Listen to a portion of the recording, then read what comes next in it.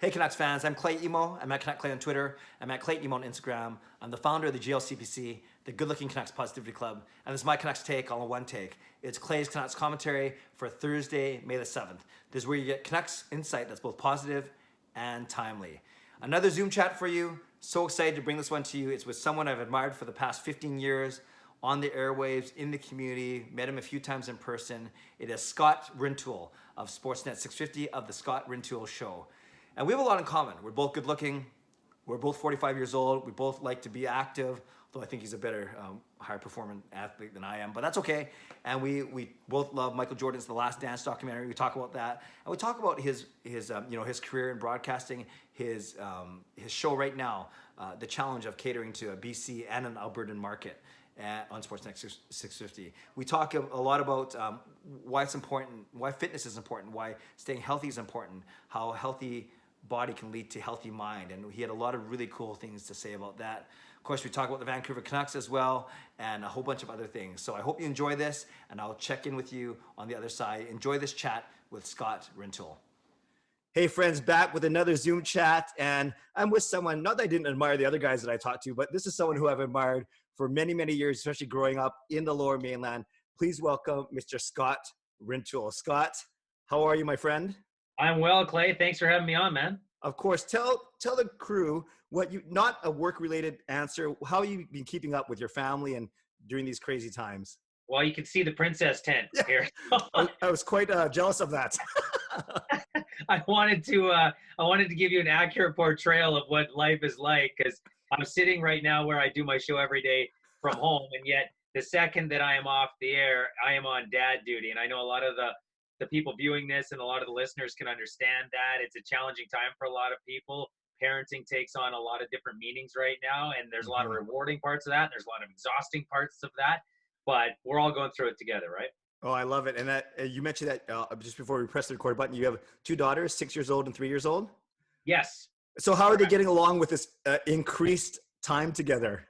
You know what? They get along quite well. They're like any kids every once in a while. You know, the older one wants to exert her dominance, and the younger one wants to play outside of her actual age range and thinks she's as old as the 6-year-old and can keep up and do You just explained all the shows that you've been co-hosting over the past 20 years. Exactly. It's exactly like that. Yeah, you know what, though? For the most part, they've been great. And one of the things I know I've thought a lot, my wife and I have talked about, and I think, you know, you can understand this because you've got 3 kids of your own. They're really lucky during a time like this to have siblings and to have someone around, because I'm sure every single kid is missing their friends and they don't quite understand why they can't be together and why this is taking so long. So at least to have someone else around to share some time with during the day, I think is pretty important. Oh, great point. And you take for granted the fact that, you know, if you have a spouse or if you have children and, you know, that they have playmates, because there are a lot of people that aren't so fortunate, as you know, during this tricky time. So one of the questions, just because I like peeking behind the curtain a little bit, figuratively, not literally, do you basically tell them, hey, daddy's got to do this call or daddy's going to go on the air every morning? Like, how do you make sure that they're not like running down and playing in that thing when you're trying to do a serious interview? Not that this one's serious, but you know what I mean. Well, yeah, you know what? This has been going on long enough that they kind of know the routine now, quite frankly. Yeah. I get up, I see them in the morning. I'm up before them, quite frankly, just to get ready for the show and to get my head wrapped around what we're going to be doing that day, be in contact with the producer. But they kind of know what it looks like now. So we see each other intermittently in those hours between 7 and 9 when they're up. And then they know from 9 to noon that I'll be on the air. And it is different because here at home, you know, I'll go upstairs and I'll grab some more water, or I'll grab a tea. They'll say, "Oh, are you done your show yet?" Because they don't really have concept of time. I'll say, "No, I got to do another hour and a half." "Okay, we'll see you then." And that they kind of get it now, though. That's awesome. But a quick hug or a quick snuggle, you know, that I'm sure that just motivates you to finish off the show. Before we talk about the show, Scotty, I want to talk about just your athletic background, because I understand a little bit that, you know, your university background, but maybe, you know, as much or as little as you want to share, just kind of what your sports background is and your interest in athletics. Yeah, let's not confuse this with real athletes, but yeah, I played some sports. I mean, I was like anybody, I think, growing up in the time I did. I'm 45. So, you know, I grew up in a time where you played everything. And I was one of those guys who played everything: soccer, basketball, a lot of school sports. I took to football, and that's kind of the team sport that I pursued. The furthest ended up walking on at UBC, and I certainly was no star. But for me, and given what I am as a 5'7" guy who's never weighed, more than 165, 170 pounds at my peak. That was pretty big accomplishment for me. Wow. Got into running and some endurance sports after I was done in college, and try to play, some team sports, try to drop in basketball still to this day, have been Awesome. in and out of soccer. But yeah, I'm a pretty big advocate of healthy body, healthy mind. And Yeah. for just my personality, I need to exercise in some way most Mm-hmm. days. That's how I am. I need to clear my mind that way. I need to burn off a little energy that way. So it's been a really big part of my life for a really long time. That's all. And I'm actually going to get to the healthy body, healthy mind in a sec. But it's funny, so you're born in 1974? 1975, yeah. Okay, so you've turned 45, right? So I'm in 1974, so we're but late. So we're both 45 years old. We're both 5'7", but I think I have 30 or 40 pounds on you. But that's okay. I'll make it You're work. the power lifter. You're the power That's one way of putting it. It's funny. My kids bug me all the time. My two boys are 18 and 16. They're both in good shape. Actually, I was curious about your football experience because my son Sean played, Richmond Raiders in the whole community football. Did very well. Played at Hugh Boyd for 4 of the 5 years there. But actually, in his grade 12 year, they actually canceled the Hugh Boyd football program amidst a lot of the cuts. And you know this. There's just not enough people playing football right now. And it's not a sport you can just pick up and grab some 5 guys and say you play in the O line in your senior year. Like, they're going to get their guys killed. So it was kind of just watch Sean go through that in the senior year. It was tough, but I guess it just speaks to less and less kids playing that particular sport right now. I don't know if you've seen that just in your community ties. Yeah, it's funny. From what I understand, just I'm not coaching currently. I Yeah. did coach for a number of years after I was done playing, and with the family and work, I don't have time anymore to do it. But while registration, I think, in tackle football has gone down in certain areas across the country, you've seen this massive jump in flag football, which has Great. been great. And I'm a big advocate of flag football. I didn't start playing contact football till I was in grade 8. And I'm a Mm, big believer in starting the contact process later. I know not everybody agrees with that. I know there's a lot of people that think get them into it earlier, teach them when they're at a lower speed. I don't advocate that. I actually believe that you can work on the skill work, you can work on your footwork, handwork, all of those different things, your movement, and I think you're better prepared to go into tackle football later on. But yeah. yeah, it'll be interesting to see how many of those kids eventually transition to a contact variety of football, and the way the sport goes. Even at the pro level now, there is less contact than there ever has been. I know the collisions are pretty hellacious when they happen, and I'm certainly not telling everybody, hey, go and enroll your kid. That's up to everybody to make their own decision. But it's really interesting to see how the sport is trending and where it's headed. Oh, great point about the flag football. Both my boys started that way. And yeah, we go to those massive tournaments in Kelowna. It is a lot of fun. Culture is good, and you're learning the finer points of the game, route running and everything defense without worrying about concussion every second play, which is pretty scary. What position did you play at UBC football?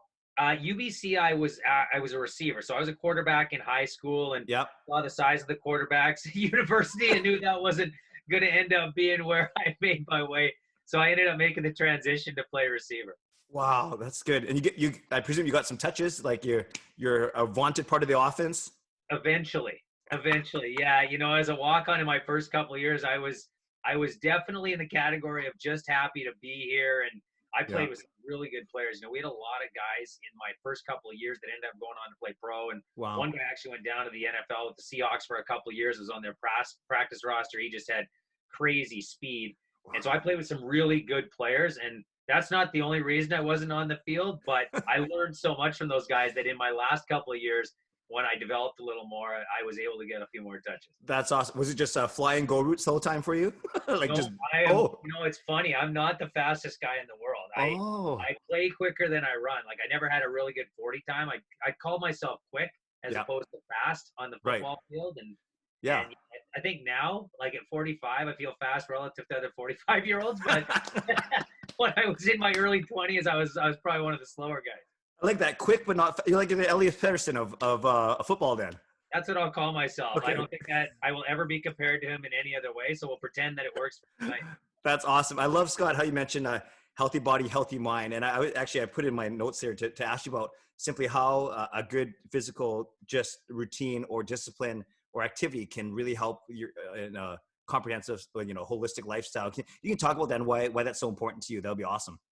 Well, for me personally, I've just found that I have so many things I think about all the time. What's going on with the show? What topics are we coming up with? What's happening in this sport? You know, one of the things that people in my profession get asked a lot, well, how do you follow all these different things? How do you keep the storylines in order? And I think it's like anything. I think it's anything you follow, anything you devote your career to.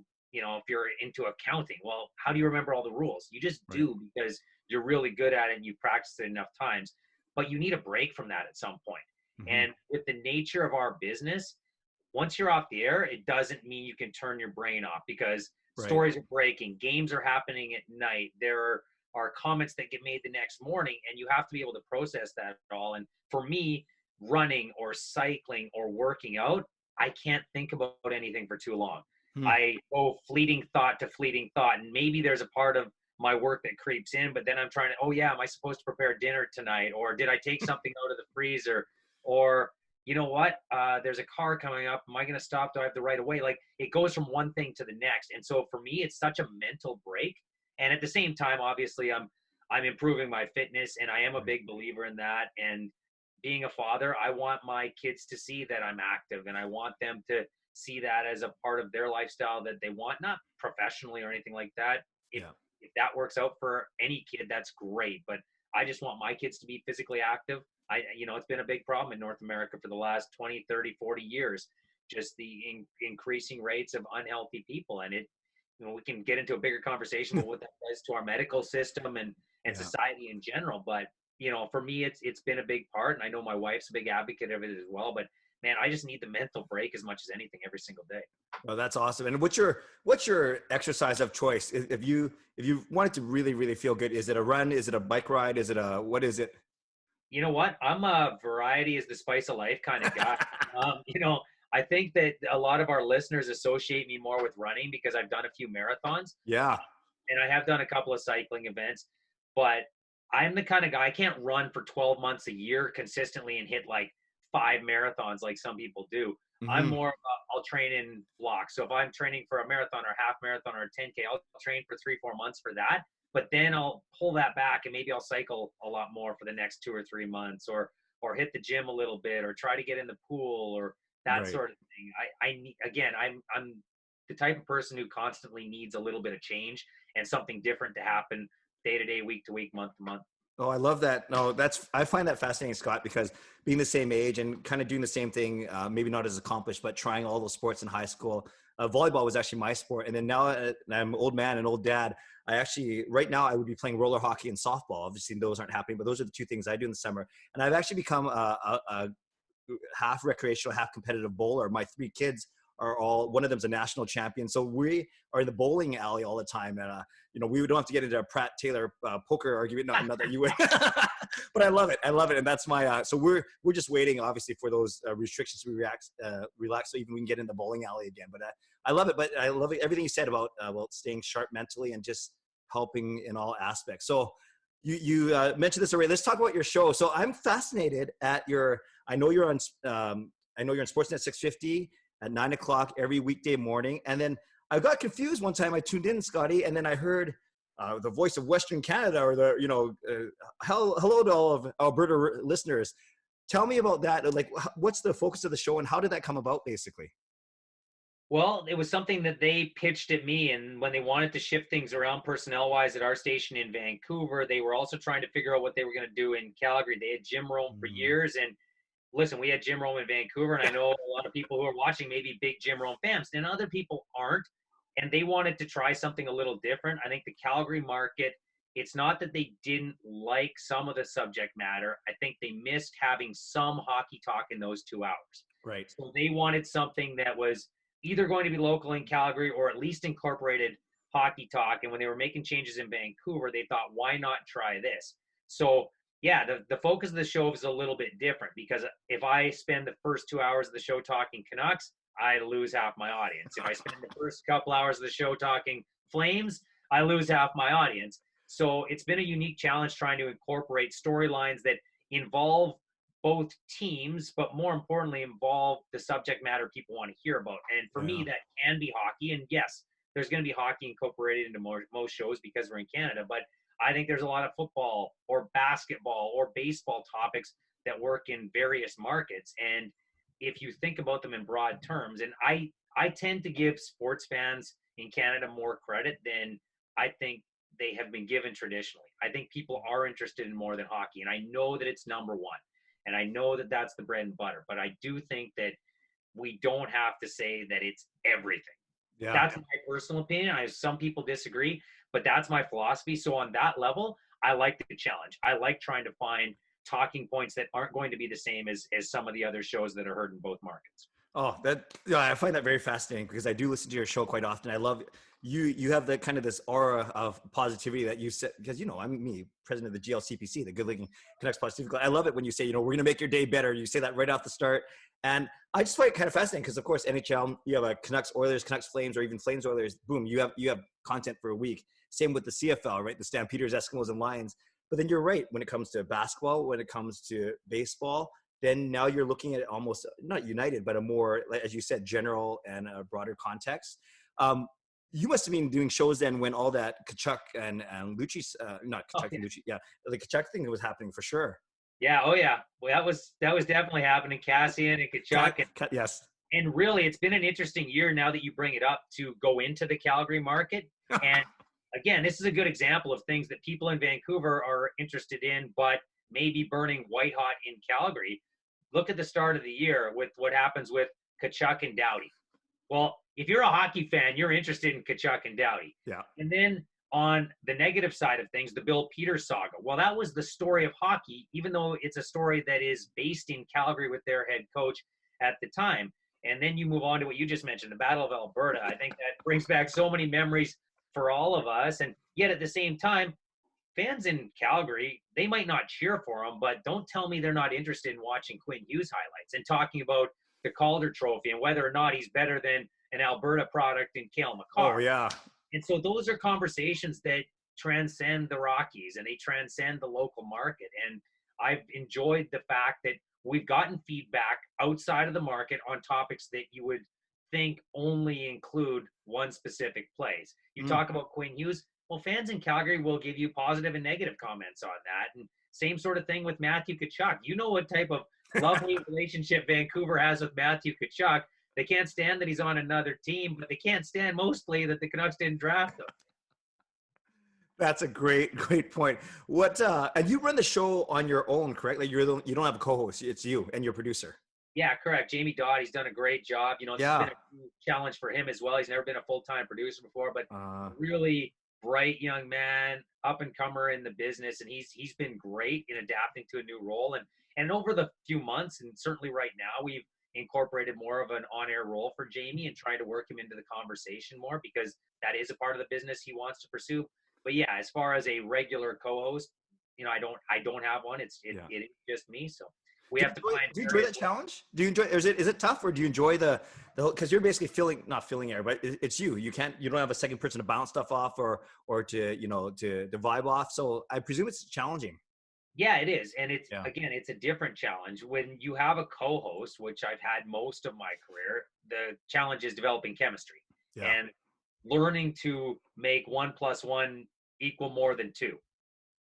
You want that chemistry to be bigger, and sometimes that means holding parts of yourself back to amplify a part of your co-host and vice versa. And the shows that work best do that. When you're on your own, the biggest challenge that I've found is that nobody wants to hear any one voice for 25 minutes straight and 3 hours straight. It's hard. Even if you really like that person, it does get monotonous. So we have to find different ways to break up the fact that I'm talking, whether that's incorporating clips or bringing in an interview or Jamie coming in and saying something, a sounder here and there, just small little things to break it up so that it's a pause and it gives you a little variance in the tone so that you don't fall asleep to a certain extent simply because you're hearing the same person with the same type of speech pattern over and over. That's a great point about changing things up. Maybe, and I think that's why I'm starting to bring more people onto my YouTube channel, because you can only stare at this good-looking guy for so long. He's sitting in his car talking about the Canucks. Is there anything that's kind of surprised you about the fact that you're more well received than you thought be in the Alberta market, or they really like this? I didn't expect they'd like this. Is there anything that surprised you over the past few months since you've been doing this particular show? I think the thing that surprised me more than anything is how well it's worked with Jamie and I. Not that I Yeah. didn't have confidence, but we kind of got thrown into it rather quickly. And I've I've been involved with getting new shows off the ground. It's not easy to do. So I've been really proud of the fact that we've been able to make it as seamless as possible between the two of us. And again, it's not just us, it's the support we have around us and our boss Craig McEwen and Mm. helping us with the resources we might need and other shows if we call them and ask them for audio or anything like that.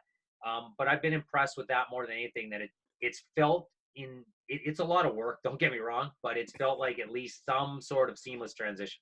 Oh, that's awesome. And I presume, and I know you to be the consummate team player. Heck, you and Walker were fine. And then I know back in the day when you and BMAC actually brought me in the studio back, into the studio, and you let me sit in for a couple of sessions there, segments. That was awesome. So one more question just about the show, and we'll talk Sure. about some other stuff. So you said you're 2 hours, so at least the first 2 hours. So that's 9 to 11 here. That means 10 to 12 in Alberta, obviously. Correct. Then so what do you do for your third hour then? So that is only a Vancouver-based show, and we do turn our attention a little more to Vancouver topics in that hour. And a lot of that has to revolve around the Canucks season. Prior to all this pause that we're on right now, when Canucks play home games, we're broadcasting from the rink. Now, for the first 2 hours of the show, it doesn't necessarily sound like we're broadcasting from the rink. But the third hour of the show, the Canucks get off the ice. So a player comes in and sits down, and we have an in-person interview. We're going to play Travis Green's press conference live for you at the time, react to anything coming up if there's a game that night. So that hour, and it just works out well with the time. Oh, yeah. That hour has been a little more dedicated to local topics than it has to broader topics. But if there is a pervasive broad topic, as some that I mentioned earlier, for example, that are going to carry through the third hour of the show, then that's the way we're going to go. That's awesome. And then I've seen in the past few days, you've been doing these best of BC features. Tell us quickly about that. You know what? We've all tried to find different content during this pause that we're on. There's no live sports. And in some ways, I am amazed that we are almost at the end of week 8. Yeah. And week 8 without sports, and we're still doing a 3-hour sports show every single day.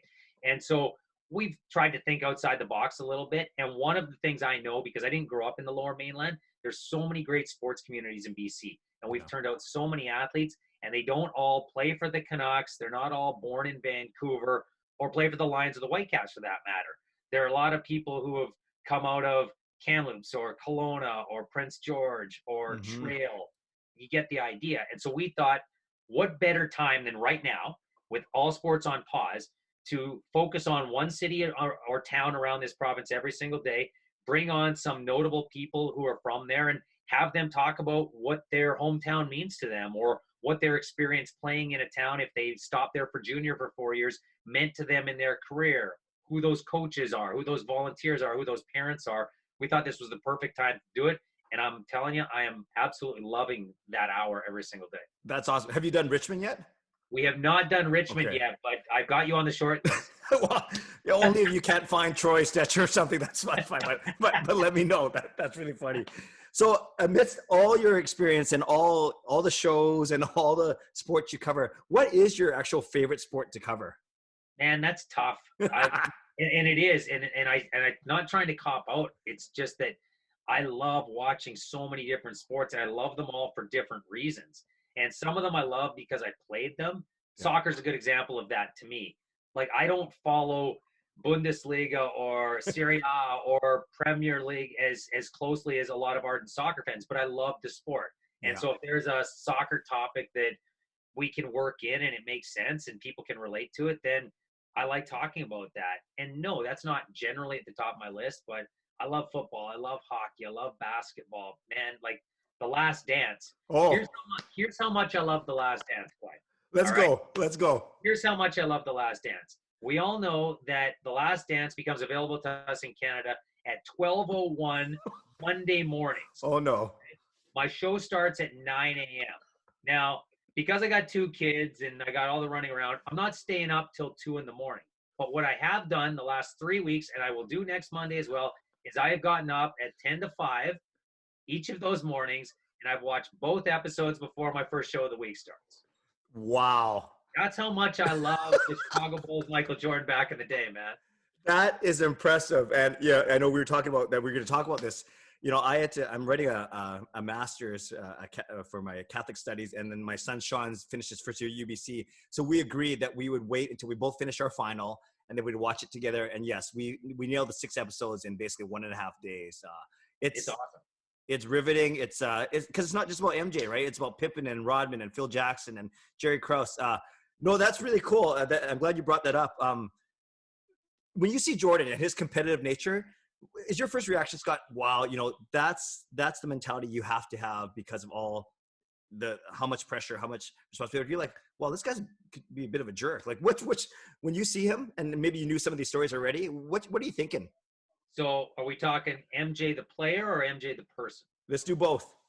Okay, so when we talk MJ the player, yes, that is exactly why he is the greatest of all time. And yes, that's what he is to me, because I don't know if Michael Jordan is the most talented person who has ever played hoops, but he is the most driven. He is the hardest worker. And obviously that comes with God-given ability and the things that he could do and the way that he can hang in the air. Not everybody gets that, but just look at the way he changed his body and the competitive drive that fueled that when he was getting beat up by the Pistons and he went, I got to put on 15 pounds of muscle here. Yeah. And he went and he changed his body, but he was able to keep the explosiveness and the quickness, and he fed on that. And the fact that he has been so dedicated to basketball, and to the detriment of some other areas of his life, I think we would all agree, but the fact that he's been so dedicated and that's been his be-all, end-all, that's why he's the best. We talk about the Mamba mentality with the late Kobe Bryant. Well, we see where it started, right?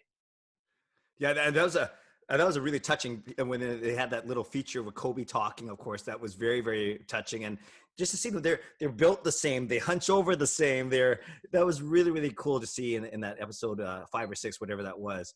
Okay, so you talked about the player part. How about the off the court guy? So Michael Jordan seems comfortable with who he is in his own skin, but that doesn't mean he has all admirable qualities off the court. And there are different views on whether or not he should have spoken up politically or socially. I don't think that's the obligation of a star athlete. Would I like to see it? Yeah, I would love to, because I'd love to have another admirable quality, but it's not an obligation. Your job is to play basketball. If you're not comfortable with that, if for whatever reason, and a lot of people thought it was just about money with Jordan, for whatever reason you don't want to do that, you don't have to use your platform for anything, quite frankly. That's part of your obligation, is to do media, but Michael Jordan isn't paid to be a political endorser, for example. Would I like him to do that? Would I like him to share my political views? Sure. We don't like our favorite athletes to do that, but that doesn't mean you have to. Look, he's done some stuff in his life, and he holds a grudge to this day with Isaiah Thomas. That was fascinating. It is. And you would think he'd be able to let it go a little bit. And look, I live my life in the sense that I don't want to have grudges like that with people. And I do think there are some bridges that you can cross that, okay, we're done, and I'm not sure I can ever go back to having a relationship. And I've been fortunate that hasn't really happened to me in my life, but I can see that. I haven't seen anything with Michael Jordan that qualifies as that, but if he's comfortable with it, okay. I've never argued Michael Jordan's the best person to ever walk this earth. Right. He's the best basketball player. Yeah. And no, it's true. And I think a perfect example of this juxtaposition was when I think he was giving one of his teammates a ticket, like it was probably a really expensive seat. He just gives it to him in the training room, and he's like, yeah, now get out of here, kind of thing. I'm talking to these guys, right? It was so fascinating. It's so fascinating. So I haven't actually looked at the schedule list, the episode list. Are they going to cover his return to play for Washington, or do they cut it off kind of at the end of the sixth championship? Do you know? As far as I know, it's just about the 97-98 Bulls. Yeah.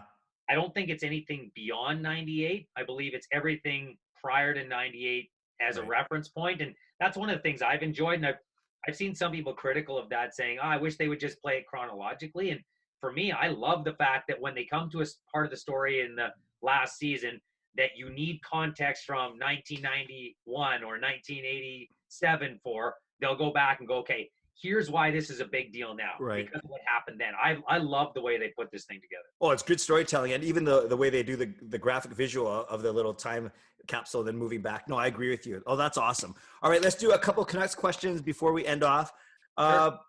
First one is, I was going to release this on Friday, but this has been so good. I'm just going to release it tomorrow. I'm going to edit it tonight because I want to release this tomorrow. So we can All right. talk really quickly. I know you've referenced it a couple of times. This whole Judd Brackett thing, where do you think this ends up? Is it clear as day that he's gone, or do you think this is salvageable?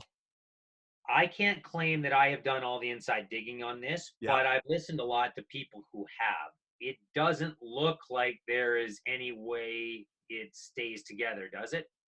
Not Now, to me. Yeah. here's all we know. And I will give you the facts because I had people talking about this on the air with me today and texting Yeah. in. Why are people even talking about this when they don't know the facts? Well, here are the facts we know.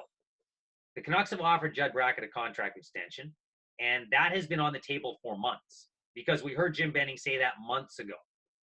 He hasn't signed it. So the contract extension, as it's currently presented, is not good enough unless this is just a long game of chicken that Judd Brackett is going to sign the contract at the end, but it doesn't have that feel to it right now. They extended the assistant coaches. They extended Ian Clark.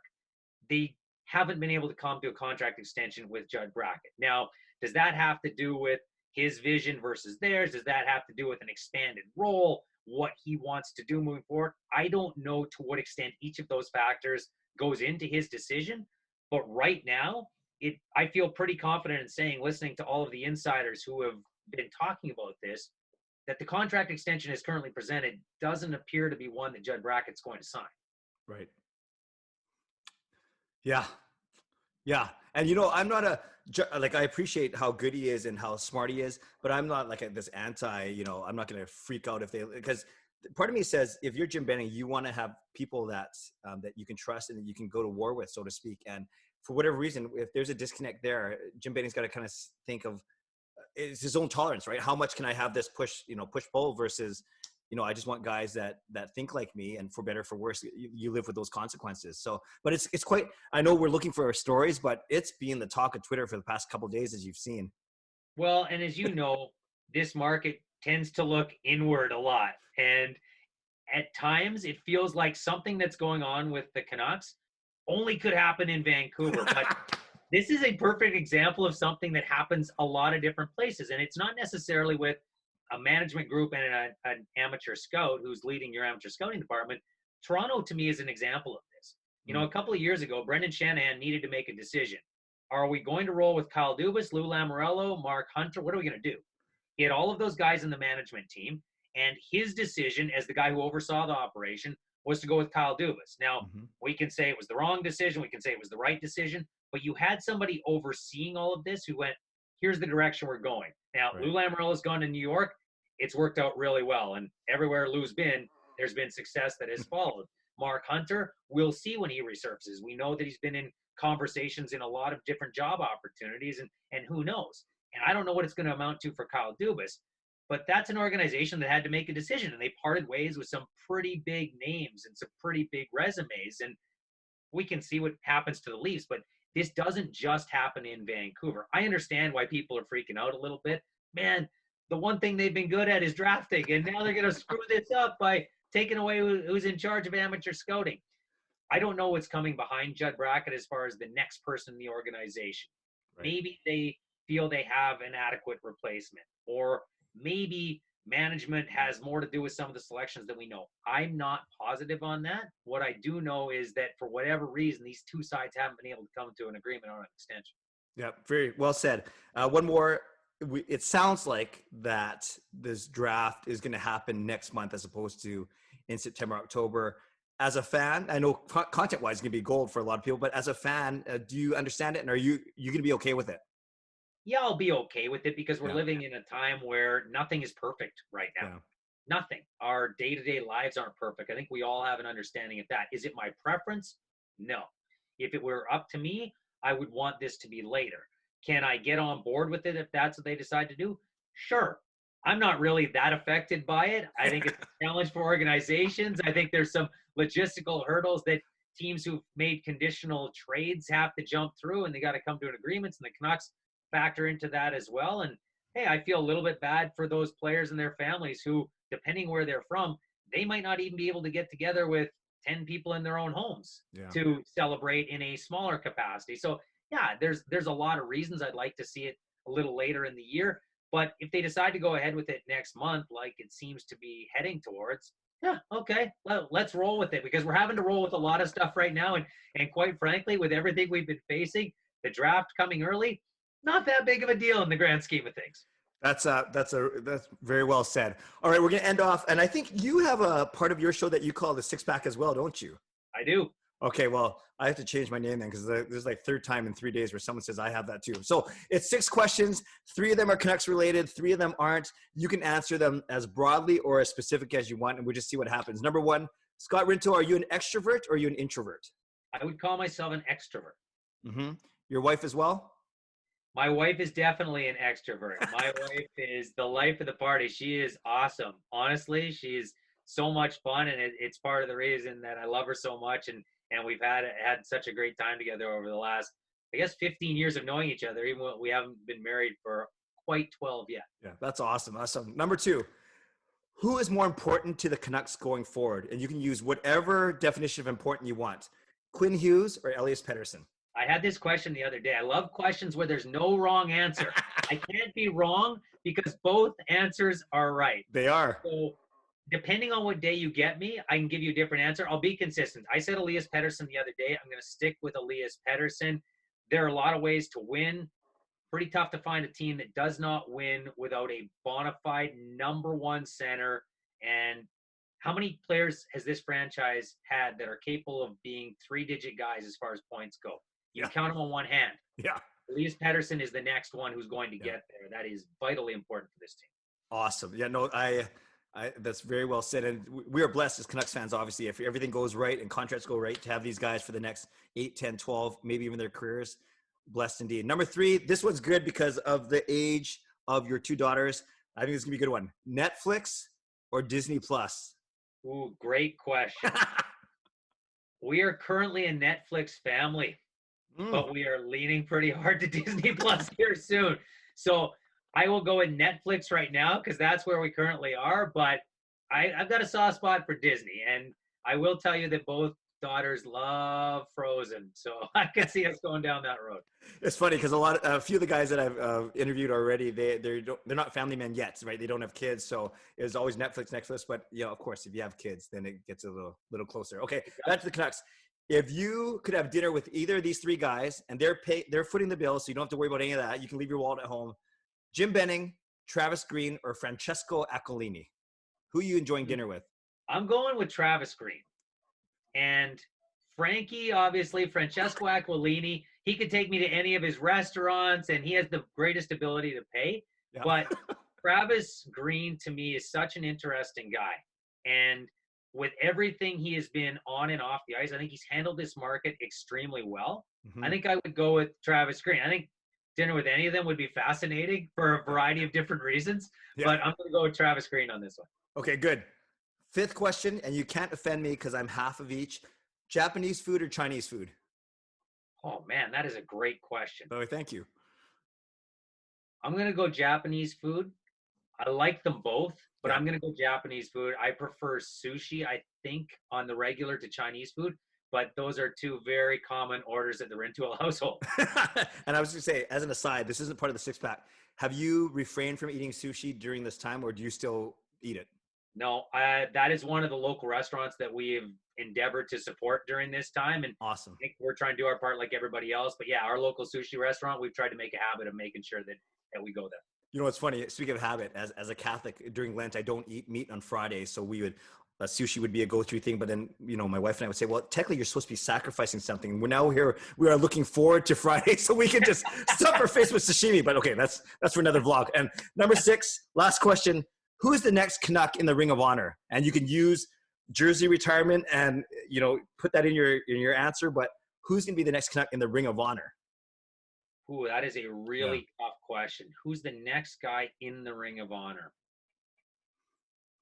And I can give you a couple, choices unless you want to come up. But I've heard people talk about Bieksa, Edler, Kessler, Luongo, if it's not a jersey. So those are some that I've heard.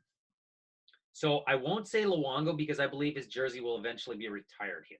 Mm-hmm. So I don't think he'll be a Ring of Honor guy. He's the greatest goaltender in franchise history. And with all due respect, it's not really close. He was that much better than anybody else. So I think his jersey will eventually get retired. I'm going to go a little off the board here. I think the easy pick is somebody from the 2011 team. I'm going to say Todd Bertuzzi is the next guy to go into the Ring of Honor. The reaction that this market's had in the last couple of years to Todd Bertuzzi has been very fascinating. Yeah. And I'm going to say that it's him. I'm probably going to be wrong, but that's what I'll say just to go off the board a little bit. Well, I'll remember that you're the first person to say that when it actually happens, whether it's next year or a year after that. Scott, you've been awesome. I really appreciate truly. I've admired you ever since I met you in person and been following your career on the airwaves. And you know your stuff, but you're very classy, very humble, and very articulate, and you know how to carry either a show on your own, obviously, or with a co-host. So. But you're a good family man too, and just everything that you do in the community as well. I really admire you, and I really appreciate you taking the time to chat with me tonight. Hey, thanks, Clay. The respect is mutual, man. Got to know you years ago. Obviously, I've followed you on Twitter for quite some time, and I know you're about a lot more than sports. So I really appreciate you having me on, and continue to impact your community in positive ways, man. I admire that about you. I appreciate that, Scotty, and I'm going to continue to work on my powerlifting. That was awesome. All right, take care, brother. In the princess tent. There you go. Thanks a lot, man. Well, I trust that you enjoyed that. It was a joy speaking with him. He is so articulate, and as soon as he started talking, you recognize that voice, right, from the radio. But he's so humble, he's so classy, and he knows his stuff, and he's got a really, really, I think, good perspective, just a really good worldview on a bunch of things. Everything from not just particular sports all the way to should the Canucks sign this guy or what's going to happen, but bigger picture, how sports fits into the bigger picture, and really how how to put things in perspective, and how to the importance of being healthy overall, not just in your body but in your mind as well. So I hope you really enjoyed that as much as I did when I was chatting with them. And I'd love for you to leave a comment below. What stood out to you from my chat with Scott Rintoul? Was it the way that he does a show, the way he thinks his show out, the way he gets up super early to watch The Last Dance, the way he really focuses on clearing his mind and needing that release when he does his exercise so he can stay mentally sharp? So many cool things that he brought up, and I would love for you to sound off in the comments below, and then we can continue to engage. For these Zoom chats, I love doing them. Probably gonna space them out a bit better now and do them maybe one a week, and that way I can still focus on other content on this channel. But I'm glad that these are being so well received, and I've been blessed to get to know people through this avenue. So leave a comment below. I love to read, react, and reply as always. Subscribe if you like to. Like this video if you like to. Enjoy the day. Stay safe. Stay healthy. Take care of yourselves, and take care of each other. Have a great day. God bless, and go Canucks go.